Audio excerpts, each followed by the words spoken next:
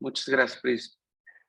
Pues bueno, estimados todos, les doy formalmente la bienvenida a esta primera plática de ahora de la Comisión de Energía de la Barra Mexicana de Abogados del capítulo de Nuevo León. Mi nombre es Alain Dutoit. Amablemente, Miguel me ha dado la oportunidad de coordinar la comisión en este periodo y con muchísimo agradecimiento y con mucho entusiasmo me permito presentar a dos ex coordinadores de la Comisión de Energía, quien es el doctor Jorge Arrambide y el doctor Claudio Rodríguez, ¿no? Y brevemente haré una introducción de cada uno de ellos ahorita en unos momentos. El motivo de la plática es expresar algunas ideas de cómo se encuentra actualmente el mercado eléctrico en México, cuál es la intervención del derecho en él, cómo ven los expositores las circunstancias jurídicas y regulatorias actuales, cuál es la coyuntura de negocio particularmente en México y un poquito de algunas perspectivas de cómo los expositores ven actualmente y en el futuro, el corto plazo, el mercado eléctrico mexicano, ¿no? Entonces, me permito primero presentar aunque los dos no necesitan presentación, pero brevemente les daré una semblanza de cada uno de ellos, ¿no? Jorge Ramírez actualmente es miembro en Santos Elizondo, donde es socio dentro de la práctica Energía, entre otras. Desde el 2005 es miembro de Santos Elizondo y sus especializaciones abarca el área de Derecho Energético, Agrario, Administrativo y Corporativo. Actualmente es el Comité de la Industria Pesada y el Comité Pro Bono de Despachos. Es además presidente de la Cámara de Comercio de Canadá en México, es el líder del Comité de Regulación del Clúster Energético Nuevo León y presidente del Comité Técnico Nacional de Energía en el MEF. Su práctica se enfoca en temas regulatorios en los que se encuentran gestiones y litigios ante autoridades federales, estatales y municipales, tales como la Comisión Reguladora de Energía, el SENACE, ante la Semarnat, Profeco, Comisión Nacional Bancaria y Valores, COFEPRIS, CONUCEF, entre otros. Asimismo, ha representado clientes en transacciones internacionales desde su constitución hasta la puesta en marcha de sus proyectos y nuevas inversiones. En materia académica, es profesor en la materia de regulación eléctrica en el posgrado de la Universidad Autónoma de Nuevo León, así como en materias de marco jurídico de energía eléctrica y la política energética en el programa de posgrado del UDEM. Y es coautor del libro de mecanismos alternativos de solución de controversias en sectores regulados en Iberoamérica. Jorge, bienvenido. Gracias, es un honor estar aquí con ustedes y compartir el panel con el doctor Claudio. El honor es de nosotros. Ahora, por el otro lado, está Claudio Rodríguez, que es abogado de las oficinas de socio del despacho Holland & Knight, en la Ciudad de México y Monterrey. Se centra su práctica en asuntos de energía e infraestructura desde hace ya tiempo. Con experiencia en varios mercados en América Latina y con más de 19 años de estrecha relación en el mercado de energía en México, representa a empresas internacionales de energía, construcción e infraestructura que llevan a cabo negocios en México, incluyendo proyectos viales de energía eólica, downstream, hidráulica, solar, cogeneración, ciclo combinado, gasoductos, gas natural licuado, nuclear, geotérmico y de transmisión. El doctor Rodríguez es considerado por sus colegas y clientes como un abogado pragmático y con atención al negocio de sus clientes, incluyendo los derivados de la reforma energética en México y los nuevos criterios de la administración federal. Cuenta con exitoso conocimiento en el derecho comercial internacional y en transacciones de fusiones y adquisiciones en toda América Latina y tiene fuertes relaciones en España, Portugal, Italia y Francia. Claudia, bienvenido. No, al contrario, igualmente un honor estar aquí, compartir con el doctor Arrambide y a sus órdenes. Gracias, Ale.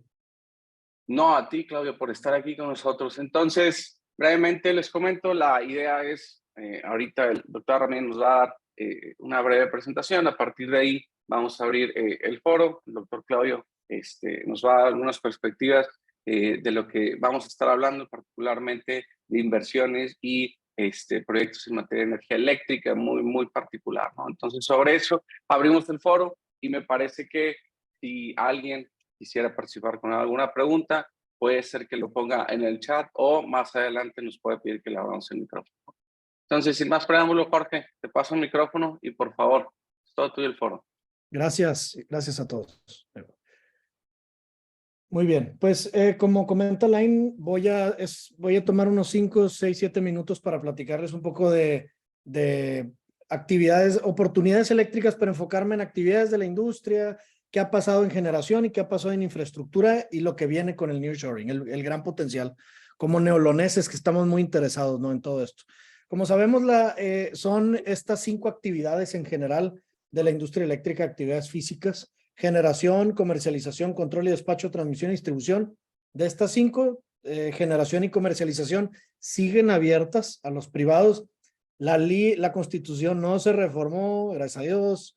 La LIE está impugnada, la reforma de marzo de 2021, actualmente suspendida. No nos meteremos eso, seguramente será tema para otro webinar. Pero eso es algo importante que conocer. ¿Cómo estamos en generación eléctrica en el mundo? Esto es nomás para que ver a dónde vamos. El mundo y hacia dónde va México. Aquí podemos ver que en el mundo está creciendo la generación eléctrica y se le está apostando a la... Es el día de hoy, tal cual como está. Y como podemos ver aquí, a nivel mundial, global, se les está apostando a las fuentes limpias. Se les ha apostado en los años pasados y es lo que viene, es la tendencia. Veamos la gran diferencia ahí. Sin embargo, ahorita este es un comparativo de México. Como lo vemos, la mayoría es ciclo combinado, a base de gas natural también. Y luego tiene el aspecto del combinado. ¿Y qué pinta en el futuro? A pesar de que tenemos enorme potencial de energías renovables en el país, energías limpias y renovables, que no es lo mismo, pero bueno, en general limpias. ¿Qué viene? La apuesta de entre 2022 y 2025 por el país, que han centralizado la política energética, es, como pueden ver, gas natural. Y eso es algo importante que tenemos que tener en mente. Aunque quisiéramos más energías limpias, ya vimos cómo está el mundo, la tendencia es más limpio, en México no, para los próximos años, ¿no? No opino si bien o mal, simplemente esa es la realidad. Estos son estudios del IMCO. Aquí tenemos una imagen del sistema eléctrico que ahorita me voy a meter a... Si me dicen qué preocupación tienes del suministro eléctrico, energías limpias, del 1 al 10, 10 lo más preocupante y 1 lo menos, estoy en un 5. No me preocupa tanto. Sí, ¿cuál es la situación? Como todos lo sabrán, la CRE no ha dado los permisos suficientes del sector privado que han perdido para generar en sitio, mediante abasto aislado, por ejemplo, y generación mercante y todo tipo de generación. ¿Y eso qué ha pasado? La demanda sigue subiendo y la oferta energética sigue estancada. Entonces, al día de hoy no es tan preocupante el volumen eléctrico, los kilowatts hora, pero lo va a ser en el futuro. Entonces, yo le daría como un 5. Este tema sí le doy de nivel de preocupación un 8 o 9. ¿A qué me refiero? A infraestructura eléctrica. Aquí no me meto a detalle porque esto es solo una introducción, pero aquí como podemos ver en los últimos años, y no es nada más culpa de la 4T, es de los últimos 10 años para acá, nada más que se ha acentuado más todavía en estos últimos 4 años, veamos el nivel de crecimiento de capacidad instalada de infraestructura eléctrica, no de generación. Y como podemos ver, por ejemplo, en líneas de transmisión de 2017 a 2021, 3% global, no 3% anual, global, que es lo mismo a la nada. Es nada lo que han crecido las líneas. Y en subestaciones eléctricas, que estas son las dos partes de la infraestructura, 5% en 4 años. Esta es la respuesta de por qué ahorita van muchos parques industriales y empresas diciendo a la CRE, aunque sean demandas, incrementos de demanda de 2 megas, 3 megas, te dicen, no se puede, ya no tengo, se congestionó la red. Vete al SENACE, conforme el manual de interconexión de centrales y conexión de centros de carga, ya hace el procedimiento para que te podamos yo ordenar o instruirle a CFE de transmisión y distribución la conexión de tu carga en esa demanda adicional o nueva demanda que quieres. Y es donde está el problema que veremos más adelante en esta plática, que el problema es lo que te están pidiendo de inversiones en obras de refuerzo para que puedan conectarte, ¿no? Pero en sí, aquí son datos duros vean, se ha ejercido lo que se ha ejercido el presupuesto por CFE a temas de infraestructura eléctrica, la nada básicamente, casi todo se va a generación, el 40%, y ese 40% es pérdidas, ¿no? Lo que se está generando son pérdidas, entonces se está aventando dinero a proyectos que tal vez no son tan productivos como a la transmisión y distribución, que aparte son monopolios de Estado, de los cuales todos estamos de acuerdo en que sea un monopolio constitucional y que CFE siga transportando y distribuyendo, y que nadie le puede competir y que además lo hace muy bien, lo ideal sería que le metan dinero a eso, no a áreas donde pierde, ¿no? Pero bueno, la política energética es otra. Aquí podemos ver, miren lo que ha pasado, han habido hasta subejercicios en transmisión y distribución eléctrica. 31% solamente se ejerció del 100 en 2021. Entonces, todo esto a que ha provocado esta congestión, que no hay nuevas líneas y que ahora le piden a los particulares hacerlo. Por eso mi nivel de preocupación es muy alto y más con el tema del nearshoring, que es el tema de esta plática, ¿no? Esto es nada más para ver cuántos participantes hay, es un más o menos esto. O sea, no está tan actualizado, pero sí no ha crecido mucho, no hay tantos nuevos permisos de generación y suministradores. Pero esto lo que hace nos da una idea de, hablando de suministro otra vez, contra infraestructura, suministro, ahí están los suministradores calificados, hay 45 en operación. De esos 45 estimo que hay unos 20 muy buenos, y ellos son los que están ofertando y ganando contratos de suministro cuando se hacen concursos, ¿no? Bueno, estas son figuras reservadas, como sabemos, generación y comercialización disponibles a los privados, participación privada, como economía mixta de mercado, porque participa el sector público. Esto es totalmente reservado al sector que, en mi punto de vista académico, creo que es totalmente correcto como se diseñó la reforma energética 2013, que se reserve el Estado estas áreas tan importantes, que tengamos un árbitro neutral, al menos eso es lo que dice la ley, la regulación, la práctica es otra cosa, pero bueno. Y por último, en este par de filminos nada más, ya entrando a tema, nearshoring en Nuevo León. Entre el 50 y 70% de todo el nearshoring al país está llegando a Nuevo León. ¿Por qué digo 50 y 70? Porque el gobierno de Nuevo León dice que 72, punto tanto, y otras fuentes dicen que 50, pues ahí está. La mayoría del nearshoring de México está llegando a Nuevo León. Gran noticia para todos nosotros, ¿no? Más inversión, más empleo, suben los sueldos, los salarios, por la competencia, todo lo que es la competencia, ¿no? Y por eso hay más gasto, más opciones de servicios, más vuelos a otros países, más de todo para Nuevo León. Y más impuestos, ¿no? Que va a recaudar el gobierno estatal y municipales. Esto que implica más de 150 empresas internacionales que ya se están relocalizando en el estado y se esperan inversiones de al menos 9,000 millones de dólares en Nuevo León. Todo esto que implica más demanda eléctrica y por ende si decimos si hay suministro, pero Nuevo León es un estado exportador, como todos sabemos, de energía eléctrica, al menos al día de hoy, ya está bajando cada vez menos, pero lo que sí necesitamos y estamos súper topados es en infraestructura, subestaciones, líneas de transmisión y redes de distribución. Entonces se va a requerir inversión en esto. Como sabemos todos, el derecho energético es de jurisdicción federal, un estado no va a regular eso, pero sí tiene un papel el estado y lo está haciendo a través de la Agencia Estatal de Energías Renovables, con nuestro buen amigo Lalo Sánchez, organizar o coordinar a estos polos de demanda eléctrica, ¿no? Nuevos parques industriales y demás. La cuestión es que todo está pues concentrado en el SENACE y ellos son los que tienen ¿cómo podemos llamarle? Bueno, la facultad de determinar cuánto debe pagar alguien al sistema para que puedan tener derecho a conectarse con la demanda que quieren. ¿Cuál es el objetivo entonces? Ya está casi por último, demandar más electricidad. Hay dos opciones. Una es conectarte a la red y que exista esa electricidad y que puedas tú demandarla y consumirla y demás. O otra es la generación en sitio, que es lo viable, al menos también al día de hoy, conectarse a la red, invertir. ¿Por qué? Porque no te van a dar un permiso, es muy raro que te den un permiso de abasto aislado. Sí puedes sacarlos, están tardando mucho, solo a casos contados con las manos, a cuentagotas. Entonces, en mi punto de vista, lo que creo que sí es viable es buscar generar infraestructura para que te conectes y luego ya con suministro calificado consumas la electricidad. Hay todo un proceso, no nos metemos a fondo, de estudios de prefactibilidad, que eso es privado, muy recomendable, y luego empieza lo regulatorio, estudios de conexión, el de impacto al sistema de instalaciones, firma de contrato, garantías, inversión. Pero ahí ya llegamos al meollo del asunto. Oye, me va a costar 30 millones de dólares como empresa o parque industrial para poder subir mi demanda a 30,000, hablando de nearshoring, no todo lo que viene. No tengo ese dinero para hacerlo. ¿Qué se puede hacer? Fondeo. Hay de dos, o tú le pagas, que muchos dicen no tengo para eso, o buscas un tercero especializado agrupando suministro y desarrollo de infraestructura, tanto que te ofrezca los kilowatt hora, el suministro, cómo le mete la infraestructura y te entregue los KVAs.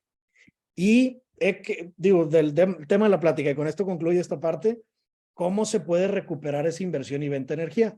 La ley permite, normalmente lo que va a pasar es que ese que invierte en infraestructura eléctrica en una subestación, como obras específicas, y que le metió tantos millones de obras de refuerzo al sistema, va a tener una subestación y va a convertirse en el usuario final, porque firma un contrato de conexión, pero le metió el riesgo y la lana. Entonces, ¿qué permite la ley? Permite la venta de ese usuario final a terceros, adentro del parque o adentro de un grupo de empresas o a la empresa, hablando de infraestructura, porque no hay permisos de abasto aislado, y con eso hay que cumplir con ciertas premisas que maneja tanto la LIE como el acuerdo A039-2018 para que se pueda dar este esquema. Y aquí digo, no me meto a fondo, pero que el tercero no sea propietario de las instalaciones, que el usuario final tenga la propiedad de uso y disfrute. Y hay formas de implementarlo a través de fideicomisos con propiedad como dato usufructo para poder cumplir con la ley y que se pueda ejecutar o materializar un proyecto de inversión tan importante para atraer el nearshoring. Y con esto dejo mis comentarios. Muchas gracias. Entonces, nos quedamos con el principio que existe mercado, necesitamos infraestructura asociado a el radio de inversión que vamos a tener. Sin embargo, sobre eso existen mecanismos para que pueda llegar a ser atractivo, ¿no? Entonces, Claudio, ¿qué opinas? ¿Cuáles son tus perspectivas al margen de todo esto? Digo, por supuesto, lo que dijo Jorge está perfectamente bien detallado.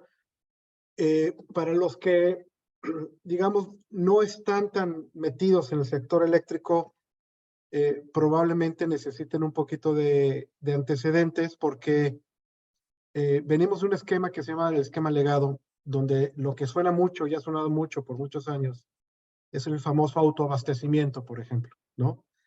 Entonces, una de las primeras preguntas, porque es un esquema que sigue operando en el mundo, ya no en México, a raíz de la reforma, más bien de la publicación de la Ley de la Industria Eléctrica en el 2014, se dejó a los esquemas legados como el autoabastecimiento en una especie de limbo jurídico, ¿no? O sea, sigue operando para aquellos permisos que todavía tengan vigencia, pero una vez que venzan, ya no serán renovados. Entonces, ¿por qué lo comento? Porque el esquema de autoabastecimiento es un esquema, repito, que opera en el mundo y las empresas extranjeras cuando llegan a México, precisamente por el fenómeno de nearshoring, dicen, oye, quiero autoabastecerme. Entonces, en México ya no se permite propiamente, o sea, ya no puede sumar nuevos socios a los permisos legados de autoabastecimiento. Si bien bueno, es un tema jurídico, precisamente por la reforma a la Ley de la Industria Eléctrica de marzo del 2021, se atacó fortísimo y hay un cuarto transitorio que dice que prácticamente son ilegales los autoabastecimientos, cosa que no es verdad, pero bueno, ahí está el cuarto transitorio. Pero entonces, las empresas de nearshoring, cuando llegan a México, la primera mala noticia es que pues no hay autoabastecimiento en México ya. ¿Cuáles son los esquemas? Siendo centros de carga nuevos, porque una empresa que llega a México va a tener un centro de carga nuevo, solo por ley, solo puede operar bajo la ley de la industria eléctrica. ¿Y qué te permite la ley de la industria eléctrica? Te permite, en principio, varios esquemas, pero, como bien decía Jorge, por una parálisis regulatoria, muchos de esos esquemas están en la ley, pero son ley muerta. Entonces, ¿qué es lo que está ocurriendo? Que muchas empresas de nearshoring traen compromisos corporativos de sustentabilidad, y esto es bien importante, porque independientemente del marco jurídico que existe en México, ellos lo tienen que hacer sí o sí. O sea, eso es un compromiso corporativo que tienen. Y entonces, como abogados, les tenemos que dar el cómo sí, no como el no, ¿no? Entonces, mucho de lo que está ocurriendo es, o de lo que realmente no ha sido atacado jurídicamente o regulatoriamente, es el suministro calificado. Coincido precisamente, y lo expresó muy bien Jorge, el tema del 46-49 de la LIE, que te permite este suministro hacia adentro de los parques industriales, se está utilizando muchísimo, pero si no eres un parque industrial, tienes que ver otras opciones. Y la opción precisamente es el suministro calificado. Para que este opere, el centro de carga, o sea, la empresa, el consumidor, tiene que tener por lo menos 1 mega de consumo y ser dado de alta después del 11 de agosto del 2014. Entonces, cumpliendo estos dos requisitos, te registras, no es un permiso, afortunadamente, si no ya lo hubieran detenido, te registras en el RUC, que es el registro de usuario calificado, y entonces ya con ese registro ante la Comisión Reguladora de Energía, tienes el derecho, y lo que hacen muchas empresas, y nosotros apoyamos mucho a las empresas, es hacer RFPs, que es Request for Proposals. Entonces, como bien decía Jorge, hay de 55 45 suministradores calificados, hay 10, 15, 20 muy profesionales y muy buenos, con mucha experiencia.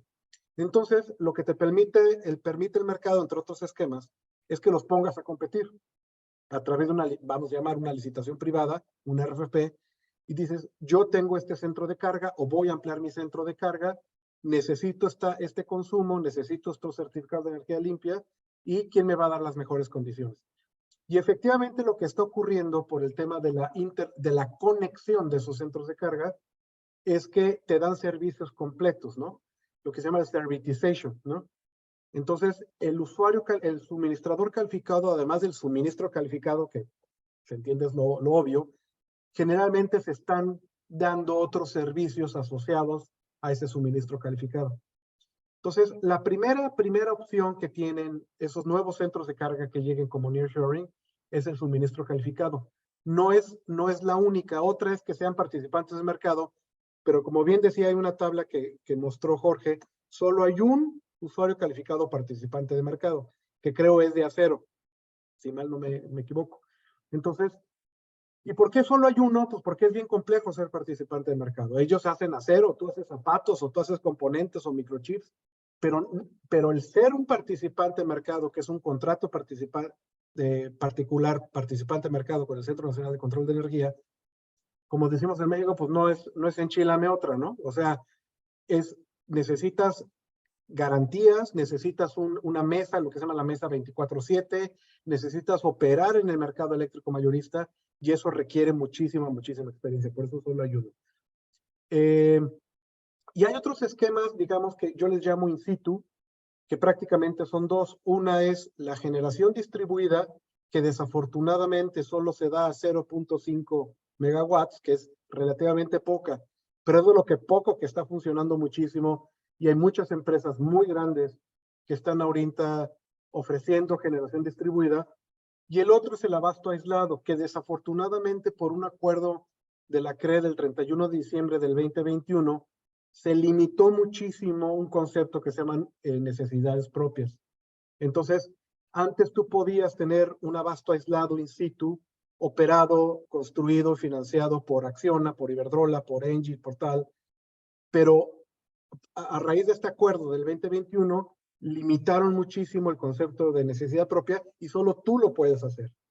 Entonces, el que un zapatero, un distribuidor o un fabricante de componentes de automotrices, etcétera, se dedique a la generación al abasto aislado, no es su core, pero aún así hay formas, hemos encontrado dentro de esas propias limitaciones, encontrado la forma que estas empresas que no se dedican a la generación de energía puedan cumplir con los requisitos de necesidades propias y tener sus proyectos de abasto aislado. El problema, como bien decía Jorge, es que el abasto aislado necesita un permiso de la CRE cuando sea un abasto aislado arriba de 0.5. Entonces, si tienes un abasto aislado de 8 megas, 10 megas, 30 megas, vas a tener que llegar a la CRE. Y los nuevos requisitos del permiso de generación, a través también de un acuerdo del 2021, han hecho muy engorroso, con información financiera, fiscal, tal, la obtención de estos permisos. Entonces, lo que ha estado ocurriendo para estas nuevas empresas que llegan a México, prácticamente a través de esta cerrazón regulatoria, pues son dos esquemas. Uno, que es el más común y el más sencillo, ser usuario calificado y poner a competir a los suministradores calificados para que estos suministradores te den la energía, o irte con la Comisión Federal de Electricidad, o hay esquemas híbridos, porque el hecho de que tú seas un usuario calificado y tengas un contrato de suministro calificado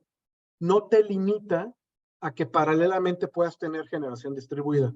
Entonces, lo que están optando muchos es precisamente estos esquemas híbridos, donde puedas tener generación distribuida 0.5 megas solar, que no requieres permiso de la CRE en tus instalaciones, con independencia que tú tengas un suministro calificado, donde tú hayas escogido este suministrador calificado, ¿no? Entonces, esa es la situación actual. La ley dice una cosa, pero regulatoriamente está ocurriendo otra. Hay opciones. Para mí sigue siendo el usuario calificado con un suministrador calificado con estos servicios paralelos de servitization, el que te pueda satisfacer la totalidad de la demanda y combinarlo con generación distribuida que no requieres permiso de la Comisión Reguladora de Energía, ¿no? Y bueno, yo creo que podríamos entrar independientemente de cuáles son los esquemas y no confundir con autoabasto, reitero, porque muchas empresas dicen, quiero autoabasto, ¿no? Pues per se, autoabasto ya no existe, ¿no?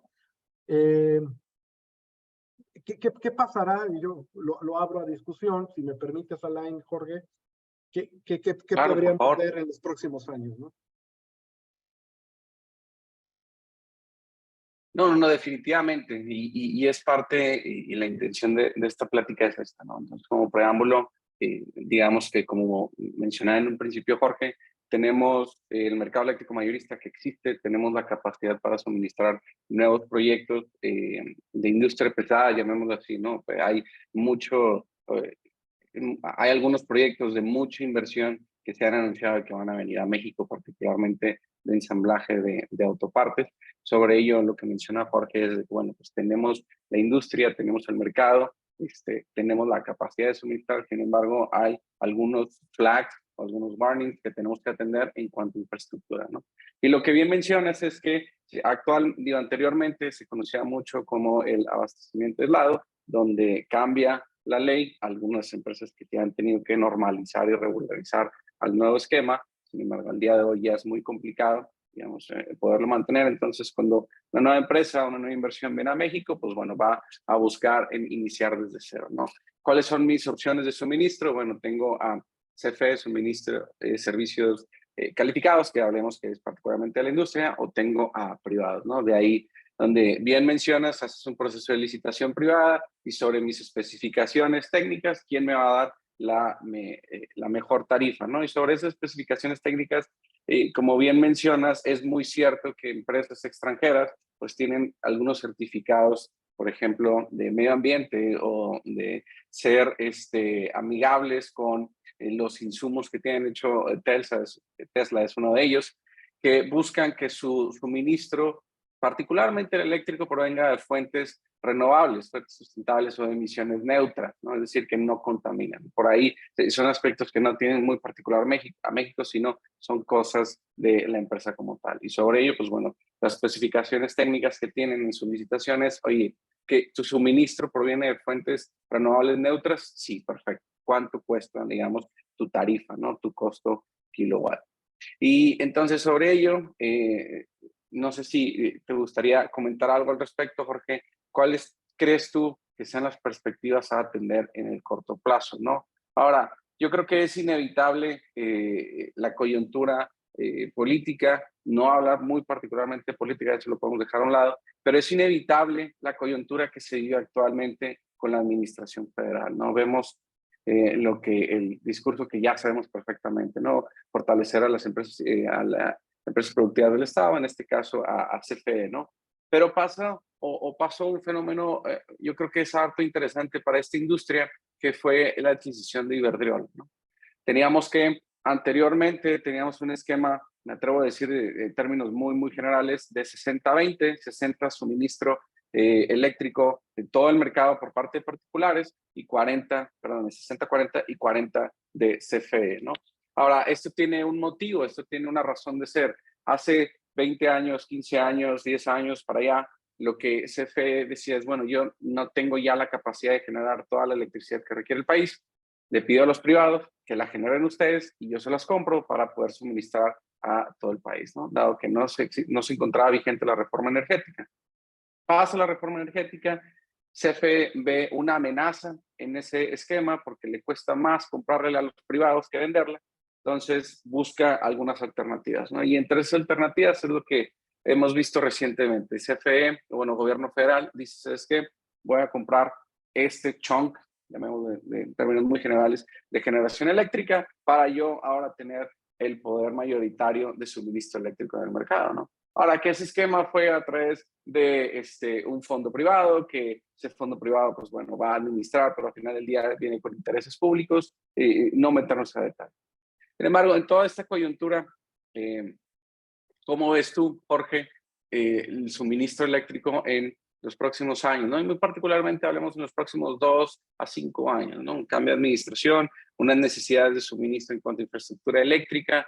Vemos que en el mundo se está generando ciertas coyunturas de relocalización de proyectos industriales para poder eficientizar sus cadenas de suministro, ¿no? Sobre eso, ¿cómo ves tú el mercado muy particularmente? Creo, Alain, que conforme lo que señaló Claudio, ante la situación de parálisis regulatoria del país, ha orillado a los particulares a buscar estas otras opciones, como bien señaló, tal como el abasto aislado, generación distribuida y otras de las opciones que comentamos aquí, suministro calificado y demás, debido pues, a esto, no están dando permisos ni demás. Entonces, ¿a qué está orillando a los particulares? Pues ellos, el sector privado tiene que sobrevivir y ahora ante esta ola de relocalización más aún todavía. Entonces, esto está haciendo que se cree se esté tratando de solo el mercado hacerse más sofisticado para poder otorgar soluciones poco más complejas, pero que te puedan cubrir las necesidades ante esta cerrazón. Y con eso voy a contestar tu pregunta, que es, ¿qué es lo que espero? El gobierno actual, para todos efectos, ya se acabó. Queda año y medio, un año de trabajo, luego medio año de parálisis, pero luego el problema es, se va, ya sea que siga el partido actual y su equipo en el gobierno, o venga otro, el que sea, para que pueda volver a echarse a andar la cuestión regulatoria, o sea, los permisos y más suministradores y más permisos de generación y demás, se va a tardar al menos otros 2 años. Y eso no lo digo yo porque se me ocurra, es en la experiencia de cualquier cambio de administración. Entonces, aquí ya voy a hablar sobre una mira en el futuro, que es, ¿qué va a pasar en los próximos 4 años? Que vamos a estar más o menos igual con el gobierno. Va a acelerarse todavía más los procesos de suministro calificado. Creo yo, es muy difícil si no pues fuera un millonario, ¿no? Pero creo yo, si pudiera atinarle a los precios de electricidad, que sí van a subir un poco. Los de competitivos, de tarifa regulada, de tarifa final de suministro básico, todo puede pasar. Pueden subir, bajar, porque es política la situación. Pero en cuanto a lo privado, que es de mercado eléctrico mayorista, precio de elasticidad, punto de elasticidad y oferta y demanda y todos estos conceptos económicos, va a seguir ese precio, se va a fijar conforme el mercado. ¿Qué está pasando? Eso, una premisa que debemos considerar como un given es mayor demanda eléctrica, mayor, va para arriba por todo esto, ok. Y la oferta, la misma, o si se puede un poquito más, ¿qué pasa ahí? Van a subir los precios. Entonces ahorita todavía no lo estoy viendo. En estos procesos que bien comenta Claudio, de los RFPs, que nosotros también apoyamos en esto en el aspecto legal, tú lo sabes, Alain, estamos buscando, yo ya empecé a ver algunas ofertas de suministradores, de suministro calificado, tal vez un 5% más altas que hace unos 3 meses, porque la electricidad pues es finita. Entonces, ahí es que va a pasar entonces en 4 años, puede complicarse aún más la cosa. Ahora, sí tengo conocimiento que existen algunas por este ahorcamiento del gobierno a sociedades de autoabastecimiento, eólicas, que ya saben muchos de las que me refiero y demás, que no las han dejado operar por el esquema de autoabastecimiento, las están forzando a decir, ya migro, y ya están empezando trámites, muchas de ellas. Entonces es nueva generación que se va a meter al MEM, pero luego decimos, ¿es lo suficiente para cubrir esa demanda? Ahí sí no sé. No conozco ese cálculo, creo que no. Por ende, como quiera, tal vez no va a ser tan fuerte el incremento, pero sí se va a incrementar. ¿Y a qué voy con esto? Es lo que sugiero. Quienes puedan, contraten estos servicios para que puedan a su vez contratar legales y demás, contratar suministro calificado. Ahorita que se puede y puedes amarrar un precio de los próximos 4 o 5 años o 3. Algún tipo de cobertura en el suministro, ¿no? O sea, tiene cierto Sí, que es tu también. propio contrato de suministro y viene.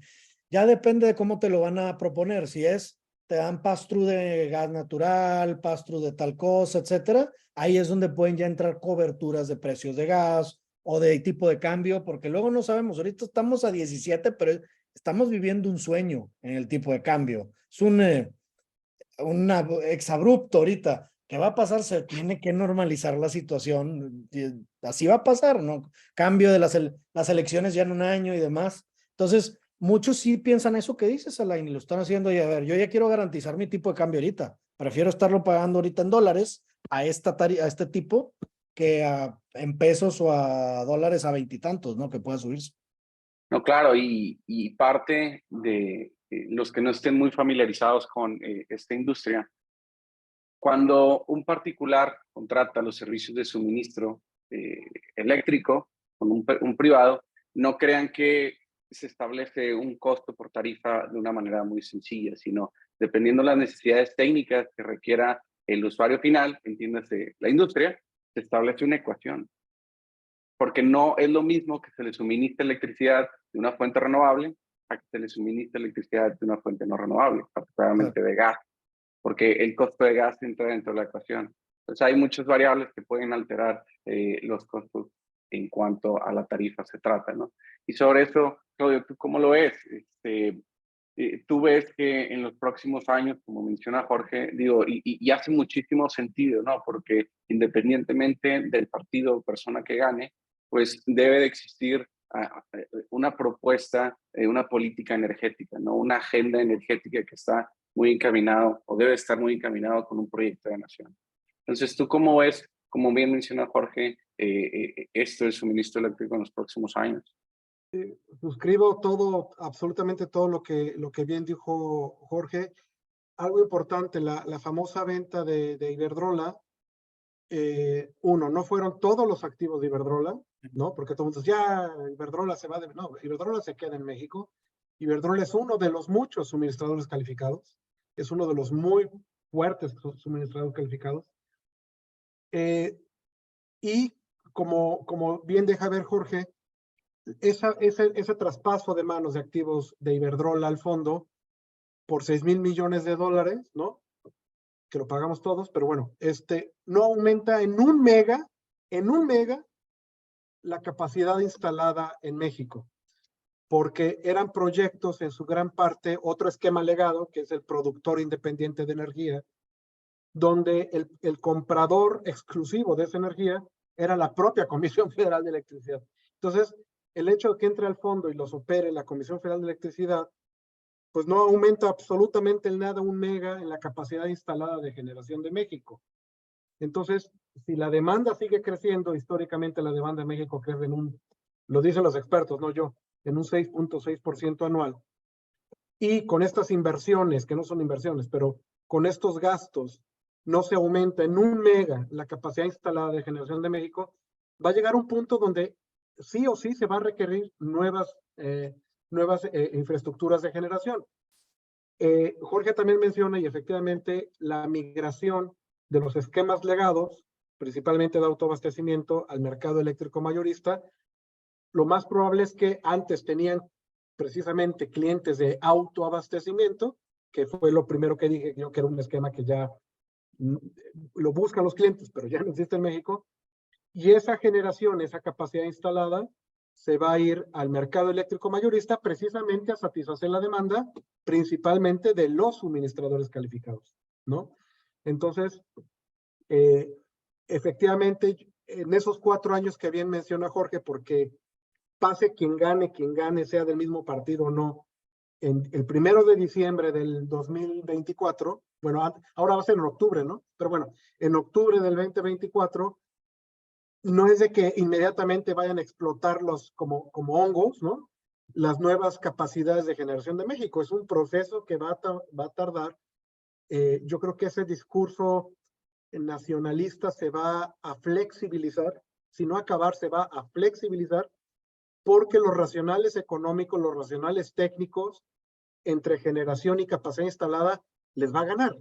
O sea, o sea, uno más uno siempre es 2, ¿no? O sea, no hay forma de darle la vuelta a esos datos duros, ¿no? Entonces, y lo que hemos visto y seguramente Jorge, también en el despacho es un acercamiento cauteloso, ¿no? Es como cuando te quemas con la leche, ¿no? Pues le soplas, ¿no? La próxima vez le soplas a la leche, ¿no? Un acercamiento cauteloso de las empresas de generación buscando lo que habíamos visto antes de la reforma del 2014, prospectando proyectos, cautelosamente viendo cuáles son los precios nodales de generación, etcétera, porque efectivamente el mercado está viendo esto de una, si no una explosión, sí de una nueva realidad en el sector eléctrico después del 2024. Y lo que esté ahorita hasta el 2024, pues es precisamente lo que bien Jorge señalaba, que es pues sobrevivir ahorita, sobrevivir con el abasto suministro calificado, y yo simplemente le agrego el no perder de vista que puede complementarse con esquemas híbridos como la generación distribuida, ¿no? Y creo que son buenas noticias dentro de 4 años de pesadilla, pero bueno, veo una manita levantada, hasta aquí lo dejo. Sí, gracias, Claudio. Sí, Luis quiere hacer una pregunta, al igual que Luis, y cual te agradezco, Luis. Cualquiera tiene abierto el micrófono, entonces empezamos con Luis, por favor.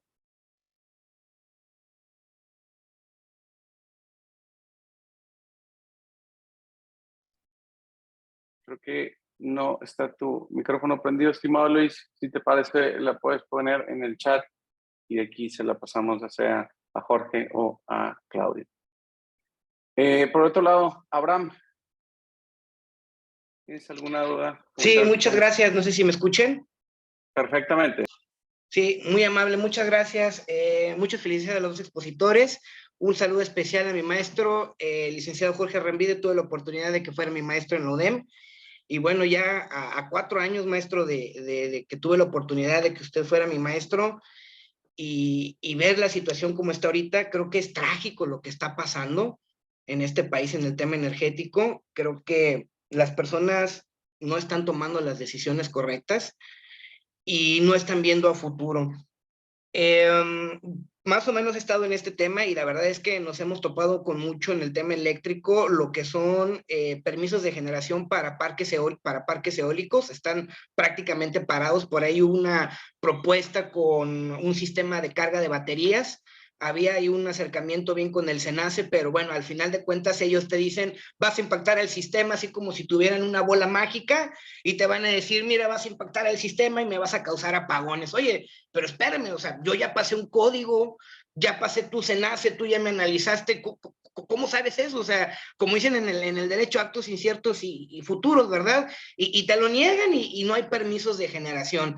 Luego, por el otro lado, me parece muy interesante el esquema, cómo lo está planteando del abasto aislado, que es una de las maneras en cómo se hacer las cosas, pero efectivamente a partir de este acuerdo que se dio en el 2021, cómo fue acotando de tal manera en que ya lo hace inviable. ¿Por qué? Porque pues lo que tú necesitas es financiarte, necesitas el dinerus, ¿verdad? Y una persona que pueda encargarse de ese business para que yo me pueda encargar de lo que yo hago. Y bueno, hay algo aquí que no se ha tocado, sé que no es parte del tema, pero es algo en lo que tengo mucho participación ahorita, que es con el tema del suministrador de servicios básicos. En verdad que es un problema porque es un único prestador de servicios. No hay otro prestador de servicios y es terrible, porque van a tu casa y te dicen en tus medidores que tienen 20 años que no les han hecho ni siquiera una inspección y te dicen, te está robando la energía 500,000 pesos. Y es gente humilde, es gente pobre, ¿verdad? Y lo digo con toda honestidad. Y hay que ayudar ahí, ¿verdad? Y vas con CFE y tienen una tremenda actitud. Entonces, ¿qué opinan ustedes en este aspecto? Si ustedes creen que esto va a seguir frenando las inversiones en México, aún todavía no lo vemos en un tema, digamos, a corto plazo, pero ¿cómo lo ven ustedes en estos próximos años, en este tema de la inversión?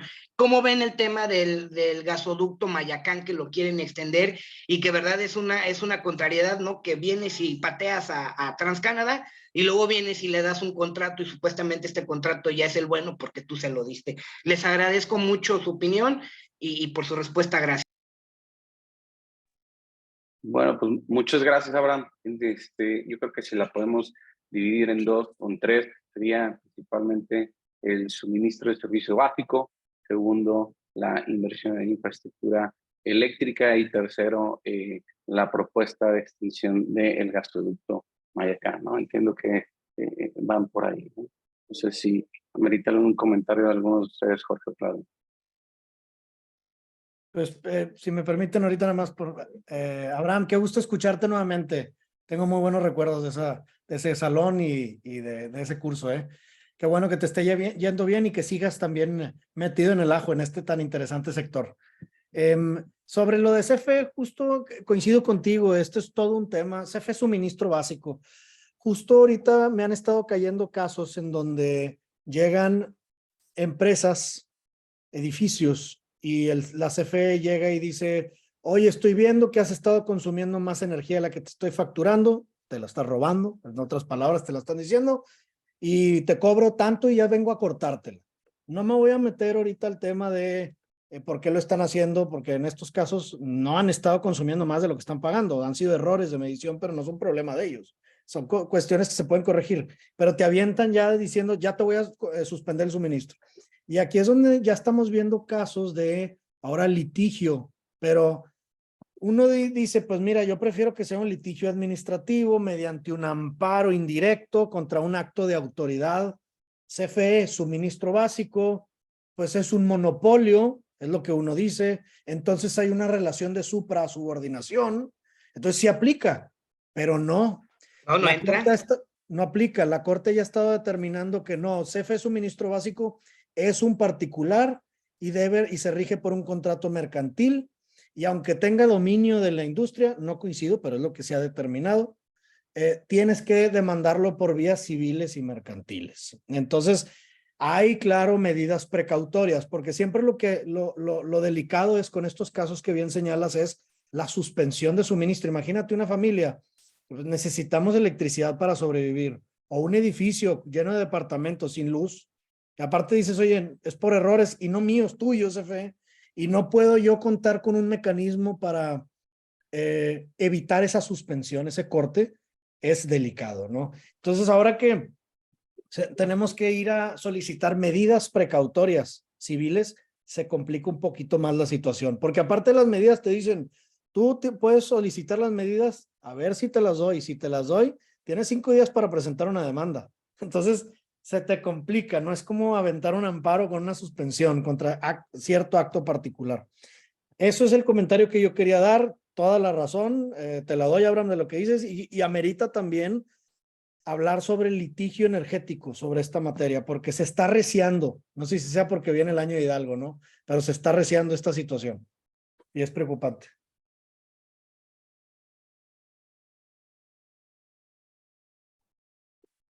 Bueno, perdón, yo nada más algo muy sencillo. Ese es precisamente los riesgos de los monopolios, ¿no? Por eso se abrió el mercado en el 2014, precisamente para que bajo reglas de competencia el usuario final pudiera elegir en libertad quién era su suministrador, quién sería su suministrador. Lo que bien comenta Abraham es uno de los muchos riesgos de un monopolio, donde CFE Suministro Básico precisamente lo tiene, ¿no? Lo del gasoducto, no me declaro muy conocedor del tema, solamente lo llevaría al ámbito del derecho internacional, como las justas demandas de los paneles arbitrales bajo los tratados internacionales han sido gestionados, no quiero decir manipulados, aunque ya lo dije, a efecto de que no lleguen a otras instancias, ¿no? Creo que ese es un componente interesante que no hemos visto el punto final. Canadá, ahora que mencionaste Canadá ya se desistió formalmente, Estados Unidos no. Yo he visto una política de zanahorias, ¿no? A efecto precisamente de nivelar el riesgo de entrar a un panel y que este panel lo pierda México con las sanciones del derecho internacional que eso conlleva, ¿no? Creo que no hemos visto el punto final, pero también es un componente importante a toda esta ecuación, ya esta licuadora del 2024-2025 que estábamos mencionando, ¿no? Previo a terminar la pregunta de Luis Izquierdo, o bueno, son dos de ellas y yo contestaré la primera brevemente, donde dice, el acceso a la red es un tema. Antes de firmar un contrato de suministro, tienes que conectar tu centro de carga en alta y media tensión, como esta parte o como sucede en la parte del norte del país. Y la pregunta es, ¿por qué cuando vas con CFE calificados todo se facilita y si vas con otro suministrador se dificulta? ¿Es así? Desafortunadamente, sí es así, como lo mencionó hace en algunos momentos Claudio, la regulación que estableció la CRE para tales efectos se volvió más compleja para dificultar la interconexión de estos proyectos, ¿no? Entonces, desafortunadamente así es. Pudiésemos decir muchísimas cosas que van encaminadas a aspectos de política, a aspectos de beneficiar a CFE, pero yo creo que sale sobrando, ¿no? Antes de cerrar, y es un tema que es muy innovador e interesante, algo que posiblemente va a traer hasta México, es cómo ven el tema de almacenamiento de energía como complemento del suministro eléctrico de una empresa. Y pueden llegar a hacer dos cosas, el servicio de almacenamiento como servicios conexos, como un servicio de cobertura, que hablábamos hace rato, o el servicio de almacenamiento como tal, es decir, que existan centros de almacenamiento grandes que puedan darle servicio de almacenamiento a terceros, ¿no? Entonces es un tema muy interesante en lo personal. Yo creo que es algo sumamente innovador que pudiese llegar a complementar que pudiese llegar a igualar el modelo de almacenamiento de combustibles, ya sea de gasolinas o de gas, ¿no? Es decir, imagínense que yo soy un suministrador y digo, bueno, pues yo me gustaría tener electricidad almacenada como un esquema de cobertura y posiblemente pudiese ser los servicios de un suministrador de último recurso, ¿no? Aspectos así flexibles que pudiese ser, ¿no? Entonces, previo a terminar, no sé si tienen ustedes algún comentario sobre el almacenamiento eléctrico. Pues tengo conocimiento directo que ya se está trabajando en unas disposiciones administrativas de carácter general de almacenamiento muy robustas, que la CRE le encargó a CFE y CFE a consultores, no abogados técnicos, y van muy avanzadas.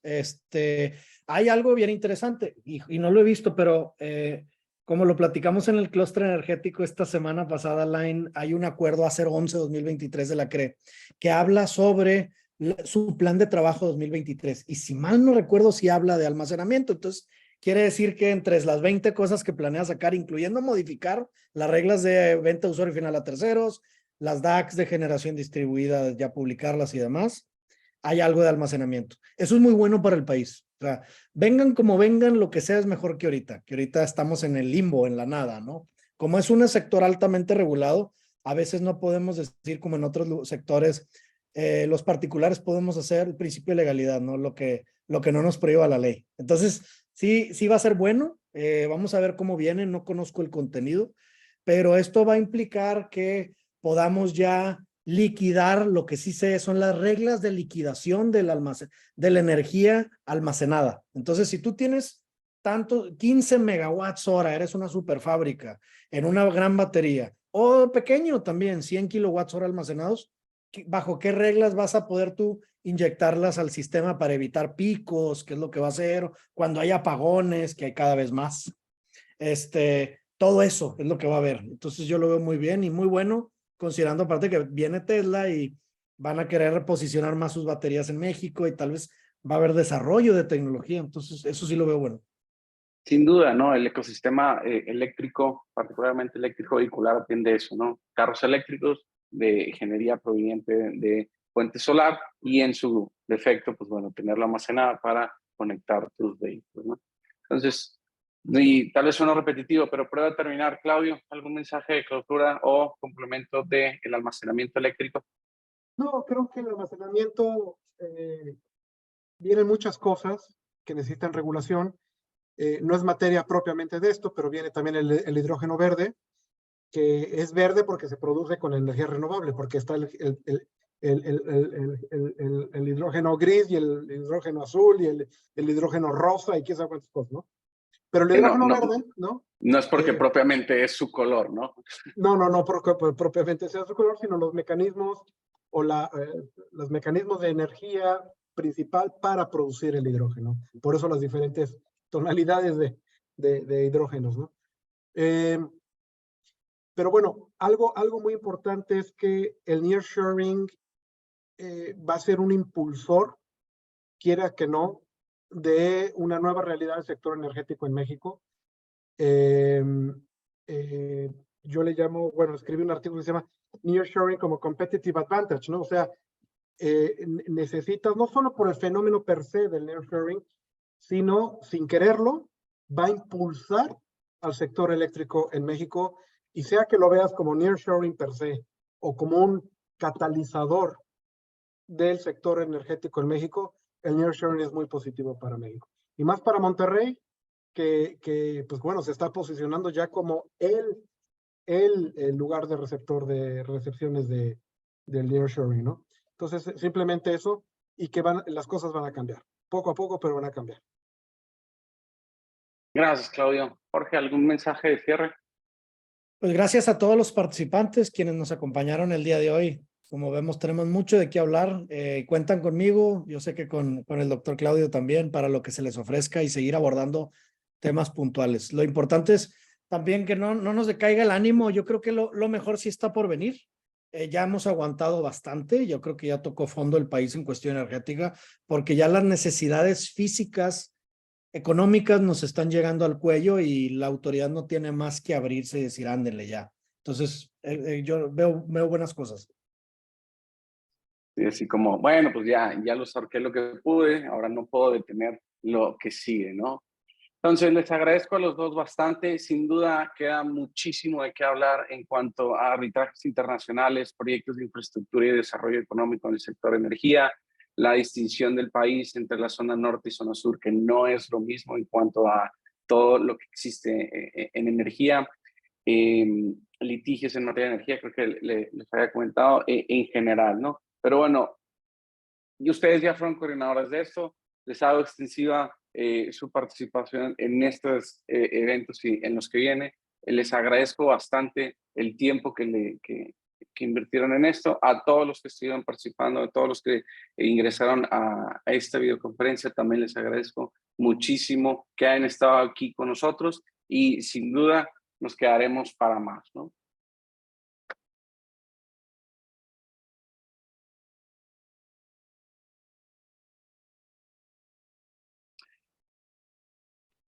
Entonces, por medio de la Comisión de Energía, le extendo un reconocimiento y agradecimiento al doctor Jorge Arrambide como ponente de esta sesión organizada por la Comisión. Sin duda que ha sido de gran utilidad y de muchísima retroalimentación. Jorge, muchísimas gracias. Gracias. Muchísimas gracias, Alan. Igualmente, Claudio. Igualmente, Claudio, este es un reconocimiento para ustedes dos y en nombre del doctor Miguel Ángel Valdés, les agradezco bastante que hayan estado con nosotros. Vale, un abrazo. Saludos. Hasta luego. Gracias. Hasta luego.